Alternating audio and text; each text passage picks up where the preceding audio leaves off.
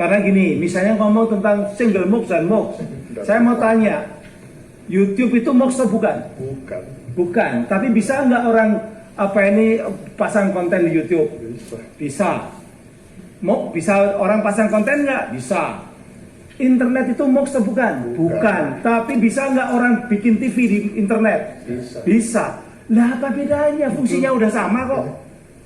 Ini sudah ada perubahan teknologi yang sangat cepat yang menyebabkan yang namanya MOOC waktu tahun 2010 itu mungkin masih relevan. Sekarang ini di dunia internet sudah ada MOOC dalam bentuk lain.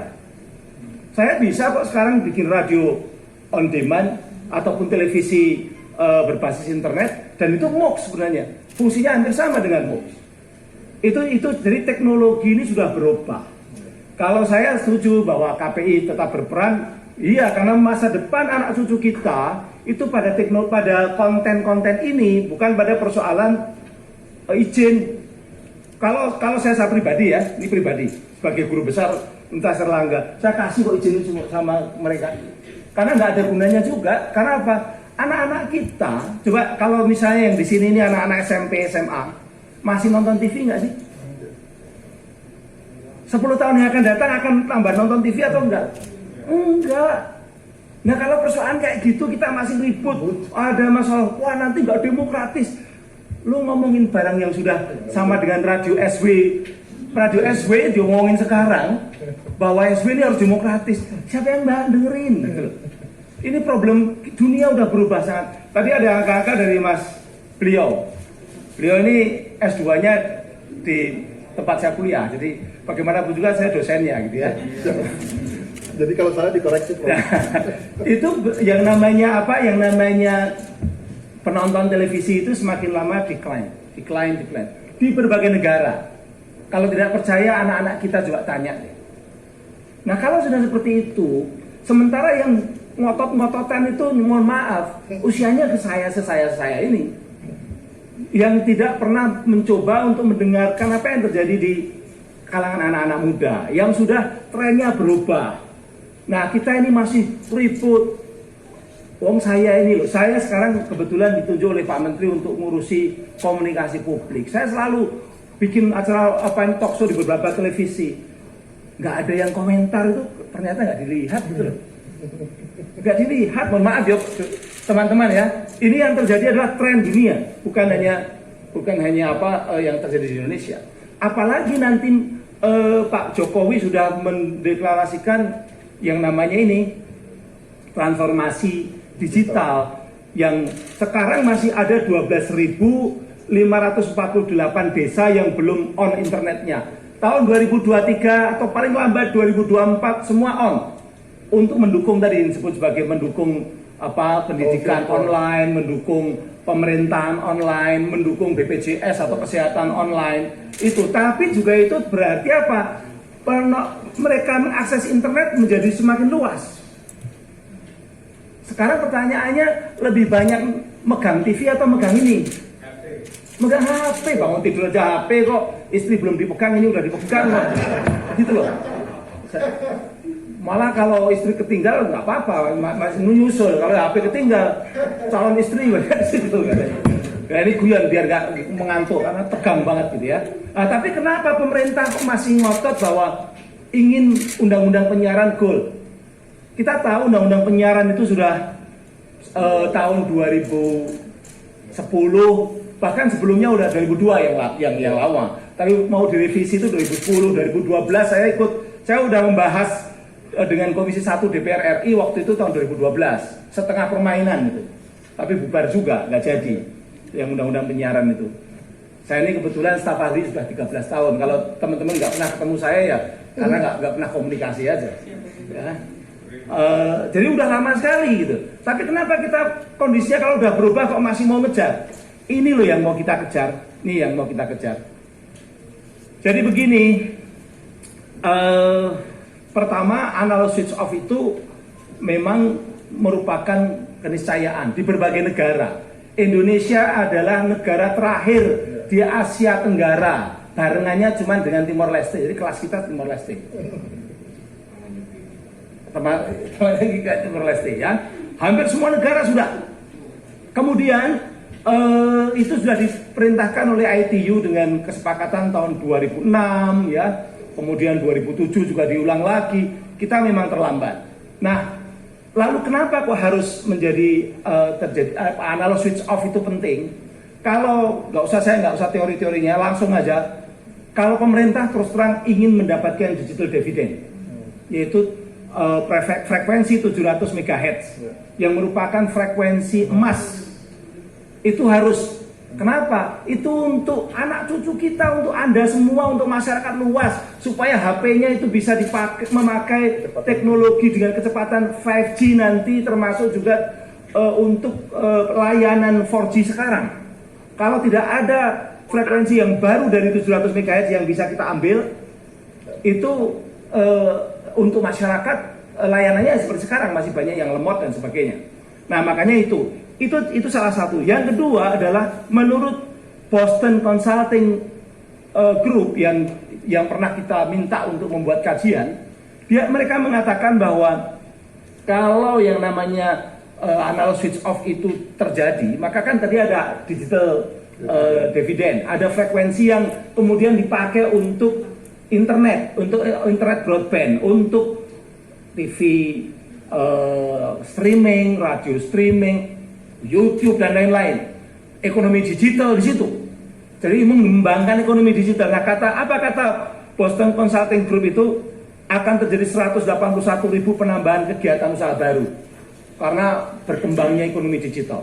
Akan ada 232.000 penambahan lapangan pekerjaan baru. Makanya kenapa relevan dengan Omnibus Law atau Cipta Kerja di sana arahnya, karena kaitannya dengan ekonomi. Tapi yang lebih penting lagi ini, akan terdapat 77 triliun peningkatan pendapatan negara dalam bentuk pajak dan PNBP.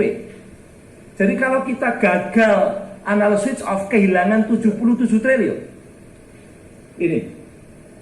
Bahkan ini ada catatan juga dari GSMA Intelligence memperkirakan bahwa pengalokasian pita frekuensi 700 MHz untuk mobile broadband akan memberikan manfaat ekonomi ya sebesar 161 triliun. Jadi triliunan. Satu bulan itu bisa 10 triliun kita rugi gara-gara analog switch off mundur. Ini lebih jahat dibandingkan Joko Chandra. Gitu loh. Kalau kita dihambat terus. Kalau masalah mau diminta frekuensinya dan sebagainya, udah itu Pak, zaman usang kok itu. Sebentar lagi udah nggak terlalu penting kok. Emang mau ngasih izin terus KPI? Mati juga dikasih banyak-banyak televisi, ya kan? Perlindungan data pribadi. Jadi terkait dengan data pribadi ada undang-undangnya.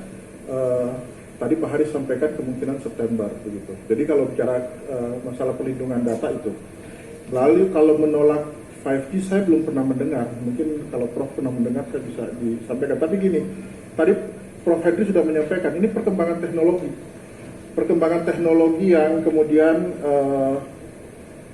saya keluar juga dari sini. Saya ikut suara di sini aja, Prof.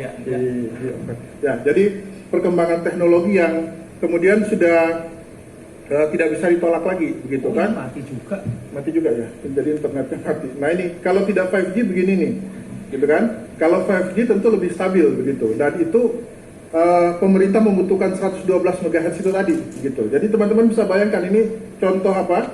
Contoh realnya begitu. Nah, hanya saja persoalannya bagi kami KPI dengan tadi semakin banyak orang bisa membuat, bisa mereproduksi, bisa menyebarkan, bagaimana dengan konten itu sendiri, itu loh persoalannya. Kalau di televisi hari ini yang saya tadi sampaikan, orang berdialog, ada ujaran yang katakan kurang pantas sekali begitu, hanya sekali, besoknya tidak akan diulang, atau nanti pun tidak akan diulang. Kenapa nggak diulang? Karena pasti disanksi KPI. Tapi begitu di internet, ujaran yang tidak pantas itu bisa jadi dipotong, diulang-ulang, disebarkan, diviralkan. Siapa yang mengendalikan? Siapa yang kemudian harus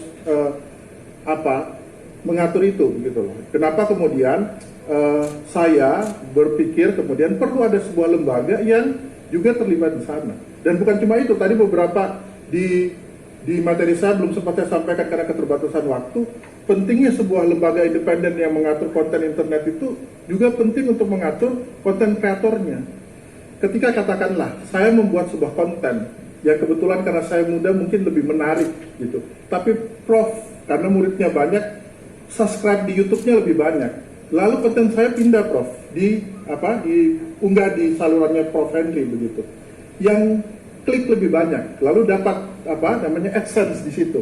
Bagaimana kemudian perlindungan kepada saya sebagai pembuat? Pernahkah terpikir begitu? Mengadunya kemana? Orang yang membuat konten itu lalu kemudian kontennya pindah di saluran atau channel yang lain.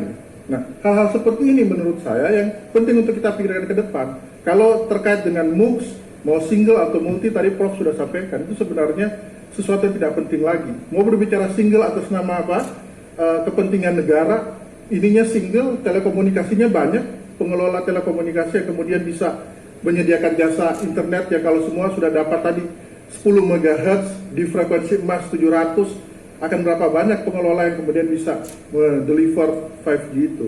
Kalau tadi monopoli, tadi sudah dijelaskan oleh Prof, badan usahanya bisa jadi, tetapi kontennya, kalau bicara diversity of content, banyak konten yang bisa dilakukan di situ. Kalau bicara monopoli, menurut saya perlu juga diatur bagaimana ke depan agar kemudian kita punya juga aplikasi yang kemudian itu bisa jadi supermarket besar seperti YouTube. Tapi itu kan bukan cuma pemerintah, itu butuh kita kemampuan dari kita untuk meng-create itu kan. Tapi selama kita belum ada itu, adanya YouTube. Nah, ke depan tentu apa yang kita harapkan ini bisa diatur agar kemudian YouTube yang beroperasi di Indonesia, Prof, diakses 174 juta orang hari ini. Ke depan dengan ada tol virtual, mungkin lebih banyak lagi orang mengakses YouTube, Facebook, apalagi VOD seperti Netflix, Prime Video dan sebagainya. Itu ketika diakses oleh masyarakat Indonesia 174 hari ini ya, ke depan bisa jadi sampai 200 juta orang pengguna internet menggunakan itu. Bayar pajak nggak untuk Indonesia ketika dapat dari situ? Kedua, ketika terkait konten kreator, teman-teman misalnya jadi YouTubers dapat Rp1 per klik begitu. Wajarkah $1 per klik gitu? Saya mendengar Prof di Australia bahkan share AdSense kepada konten kreator di Australia jauh lebih tinggi. Siapa yang kemudian akan menegosiasikan itu dengan konten kreator? Kita yang jumlah penduduknya lebih banyak, kenapa konten kreator kita dapat share yang lebih sedikit misalnya? Nah, ini isu-isu menurut saya yang jauh lebih penting ke depan dibanding tadi single atau multi, kira-kira begitu dari saya.